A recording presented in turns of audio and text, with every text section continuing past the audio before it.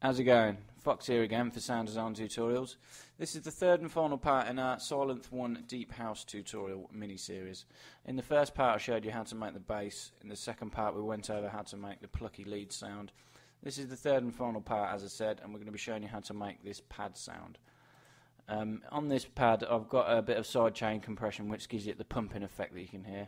There's a bit of saturation, not too much, it just helps warm the sound up, give it that analogy feel. And I've just boosted this frequency about 9,000 hertz just to give it 900 hertz. Sorry, just to give it a bit more presence in the midsection. Yeah, I'll show you the sound quick.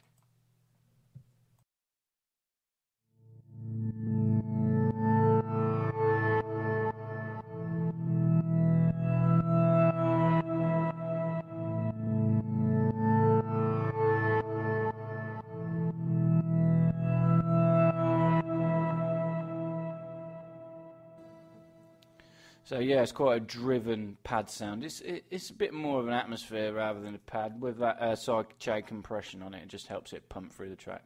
Fits nicely with the other two elements. In case you didn't hear it, this is the bass we did in the first one.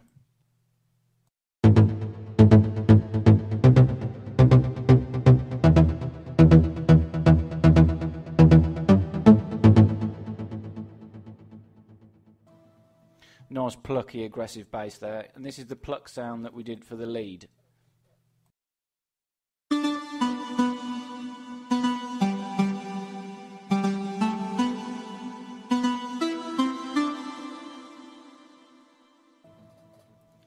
So yeah, right, before I get down to it, I'll just say quickly, if you want to head over to Facebook or Google Plus and check out our page, it's Sound Design Tutorials on either one. Our YouTube page, if you're not subscribed, it's www.youtube.com/MrMFox22. So yeah, right, we'll init the preset. Oscillator A1 is a sine wave, pull it down 1, push the voices up to 5, keep the reed trigger on. Pull this down 1 octave, -1. Push the overall polyphony up to 16 actually before we get started. Push the phase all the way around to about 130 degrees. Keep the detune where it is, the stereo where it is. Just push the pan round on this first oscillator to about 5. And we're going to push the pan round on oscillator A2, exactly the same to the left. Just helps split the sound, gives it a bit more space. So yeah, the voices for A2, push that up to 5 as well. This one wants to come down 1 octave also. Keep the volume the same, push the phase up ever so slightly on this one to 37 degrees and the detune round to about 3. Keep the stereo where it is. Okay, that's the oscillator. So we'll go ahead and set up the amp envelope now. The amp envelope for part A and part B is identical. So I'll show you how to make it with A and then we'll copy and paste it over. So you need to push the decay up to about 5. Push the decay up to about 4.2. Keep the sustain level all the way up and give it a little bit of release to about 2, 2.1, 2.2. And to copy, you click on this little C, go to part B, click on the P, paste. That means the envelope for part A and part B is going to be identical. So I'll show you the sound just with the oscillators for part A, no filtering, no modulation.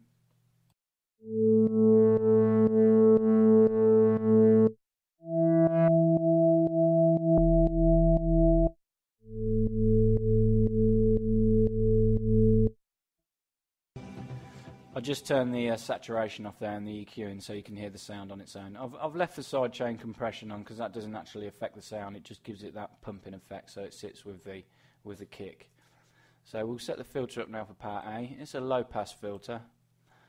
Pull the cutoff back to about 15 Hertz, 15,000 Hertz. Keep the resonance where it is actually, keep the drive where it is, and keep it on a 24 dB slope. We'll set the filter control up for the master filter now. Pull the cutoff down to 7 Hertz, keep the resonance where it is, key tracking where it is. Click the warm drive for this. This pretty much does exactly the same as what the saturation does. It's a filter saturation. It just warms the sound up a little bit, gives it that analogy sort of feel. So yeah, we need an envelope to control the cutoff for filter A as well. It's the same envelope for the cutoff of A and B, so we'll set them both up at the same time. But we do modulate them slightly differently. So the first box wants to be for cutoff A, second box cutoff B. Turn this dial all the way around, that means we've got full modulation. That means it's going to push the cutoff from where it is all the way around to 10. And on B, we don't want it to go all the way around, we only want it to go to there, about 6.6. Push the attack up to 7. The decay up to about 3. Sustain exactly where it is on 0. And the release up to about 2. So yeah, as I say, one envelope for both filters, but you can dial in the amount you want for each one with these little dials here. So I'll show you the sound just part A set up.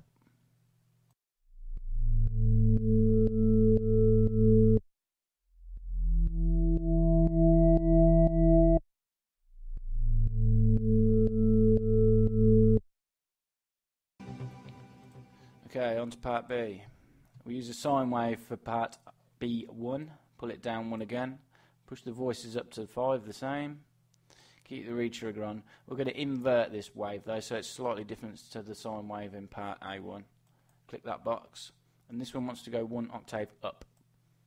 Keep the volume where it is, the phase where it is, and push the detune around to about 2. Keep the stereo where it is, pull the pan to the right this time, so it's different to the one on oscillator A1. Keep this one at 4.5. Oscillator B2, pull the pan to the left, the same amount as what we did the other one, about 4.4, 4.5. This one wants to be a thin pulse. Push it up till you get a thin pulse. 5 voices. Invert this one again, just to make it a little bit different. Keep the volume where it is, the phase where it is. Push the detune round to about 1.5. Keep the stereo where it is. As I say, we've pulled the pan to the left so they mirror each other. Filter for this is a low pass filter for part B as well. Push it up 1. Keep this, click it so it's a 12 decibel per octave low pass filter. So it's a more subtle curve than the last one. We'll push the drive up on this one to about 1.3. Tiny little bit of resonance, about 0.3, 0.5, something like that. Pull the cutoff down to about 26 Hertz, 26.4, 26.5. Okay, I'll show you the sound now. Oh, this one, sorry, oscillator B2 needs to go down 1 octave, -1. So yeah, I'll show you it now, all 4 oscillators.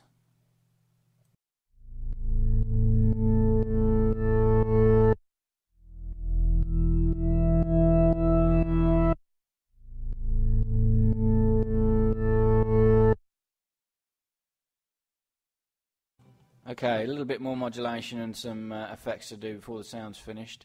I use an LFO to modulate the pitch slightly on this. Click on this box, pitch A and B at the same time. Very important this is. When you do this dial, it wants to go up just 1 click to 0.10. I only want a tiny little bit of modulation. Push the rate round to half notes.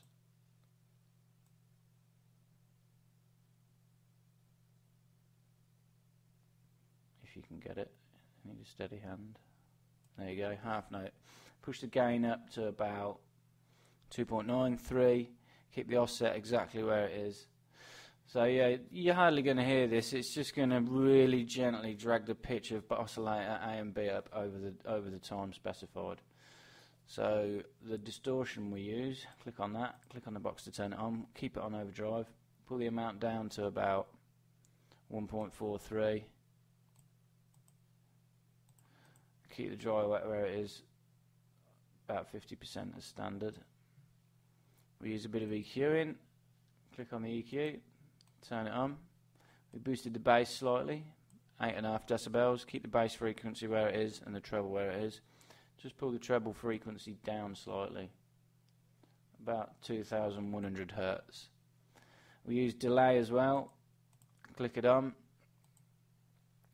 Turn the delay left, keep the delay left where it is actually on a quarter note, and the right time on a quarter note, low cut, high cut, everything where it is. Everything where it is, actually. I didn't touch a thing. So yeah, just keep everything as it was, standard. Reverb. Use a bit of reverb as well, you can tell. Turn it on. Keep the size where it is. Pull the pre-delay down to 0. Keep the damping at 0. Keep the width where it is. Just push the dry wet up to about 59%. So yeah, I think that's it. That's the sound finished. I'll play it through for you again, and then I'll play it through with you with the other two elements, and then with a little beat that I made.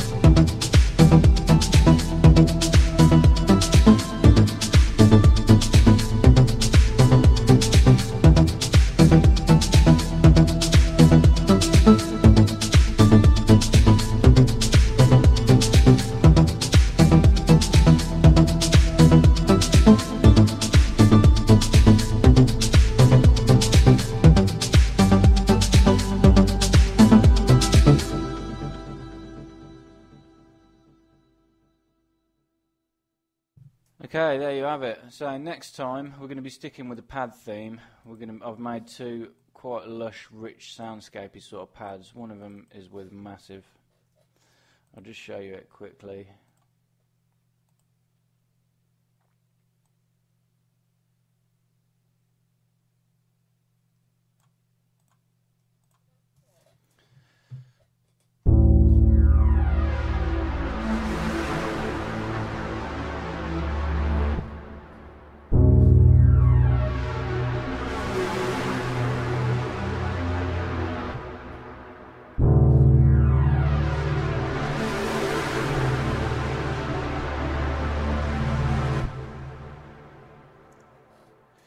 Yeah, quite a really wide sounding pad that is. I was really impressed with that. As I say, I'm going to be trying to make a pad like that with all of the synths I've got. The other one what we'll be going over will be with the Virus. I'll show you this one quick as well.